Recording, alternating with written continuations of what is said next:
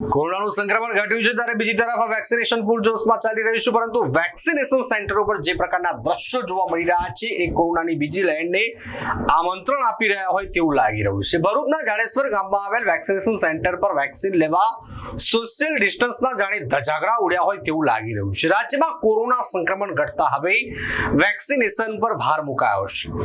વેક્સિનેશનના મહાઅભિયાન અંતર્ગત તમામ લોકો સ્પોટ પર રજીસ્ટ્રેશન વેક્સિન મળી રહે એવી વ્યવસ્થા કરી છે। સાથે ભરૂચ અને આસપાસના ગામોમાં 50 થી વધુ સેન્ટરો ચાલી રહ્યા છે, જે તમામ લોકોને ઝડપી વેક્સિન મળી રહે, પરંતુ આ વેક્સિનેશન કેમ્પના આયોજનના અભાવને કારણે લોકોની બેદરકારી સામે આવી। લોકો જાણે એ રીતે ભીડમાં ઊભા રહ્યા છે કે તેમને કોરોના સંક્રમણ ફેલાય એનો ડર જ નથી। તો આ વેક્સિનેશન કેમ્પમાં લોકોને આમંત્રિત કરવામાં આવે, પરંતુ વેક્સિન માટે ટોકન સિસ્ટમ ન હોવાથી અહીં લોકો એક સાથે વેક્સિન લેવા માટે ભેગા થઈ ગયા। લોકોએ લાઈનો લગાવીને વેક્સિન લેવા માટે પડાપડી પણ કરી। ભરૂચના જાડેશ્વર ગામમાં આ પ્રકારના દ્રશ્યો જોવા મળ્યા હતા।